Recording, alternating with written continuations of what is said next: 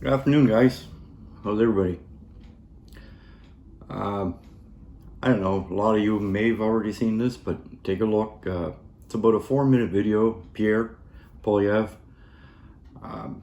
It's worth a watch. Take a look. A Canadian company discovered a gold mine. Yes, a literal gold mine.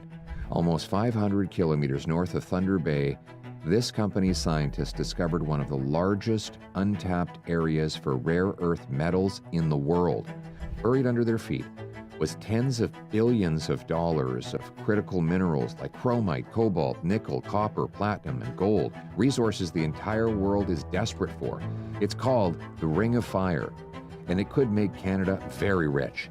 It would be life-changing for Northern Ontario towns, galvanized by thousands of paychecks and modern infrastructure. It would also help our First Nations become richer. It would boost our economy with billions of dollars, allowing us to become less dependent on the Americans after we start selling these resources to our friends and allies overseas. And it would turn dollars for dictators into paychecks for our people, no longer having to rely on Beijing for the metals that create our batteries, turbines, solar panels, and satellites. But you might be asking yourself a question at this point. We've known about the Ring of Fire for years, so why hasn't a single mine opened? Why hasn't a single road been built or a single worker handed a paycheck? The answer? The Liberals did everything in their power to keep these minerals in the ground. They've been sitting on Ring of Fire permits for 5 whole years. The process was started by former Liberal Environment Minister Wilkinson in February of 2020. After he did nothing for 3 years, Trudeau decided he needed a new minister.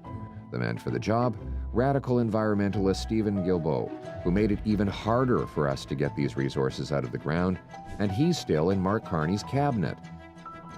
And then finally, 2 years after that, the Liberal government completed their work by creating yet another 2.5-year process that will only lead to another report on the pros and cons of mining activity in this area.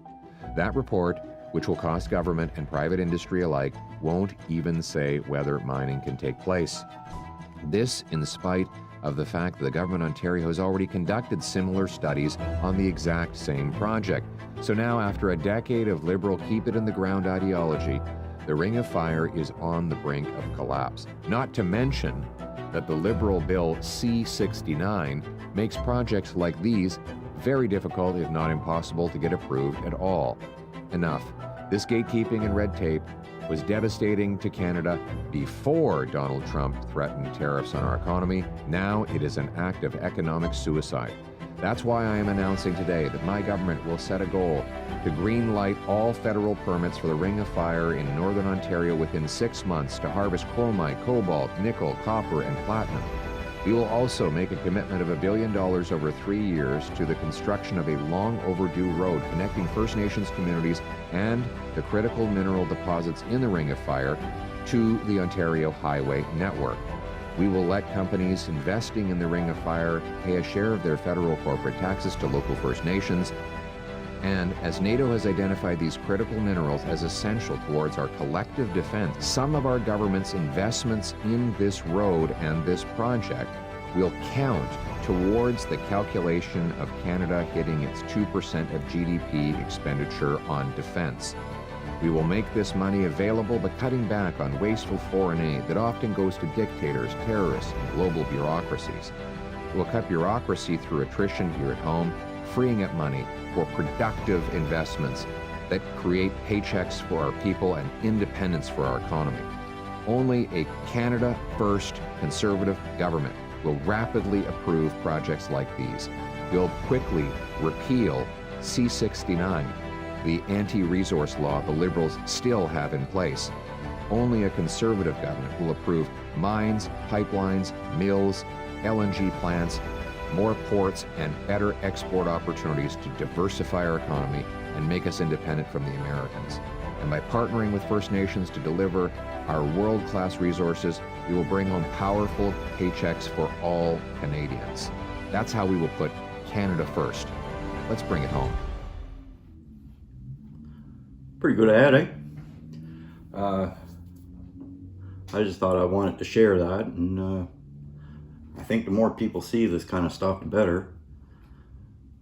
Especially now that Donald Trump has endorsed Mark Carney. That's funny. Anyway, yeah, we need this guy. I don't see any way ahead if the Liberals win another term. This country, I mean, it's already in bad shape. But I think with Skidmark Carney at the helm, I think we'll just go down in flames. We'll just be finished. I think it's very important that everybody gets out and votes. Vote Conservative. Let's get back on track. And as always, the comments section's open, so I'm kind of looking forward to reading all the... I get a lot of... what would you call them? Bots or page shills that make some really stupid comments. So section's open, comment section's open. Page shills, go ahead and comment. We all get a good laugh out of it. Everybody else, get out and vote Conservative as soon as the election comes, because we need to turn this place around. And yeah, whatever. Anyway, thanks for watching, and we'll see you soon.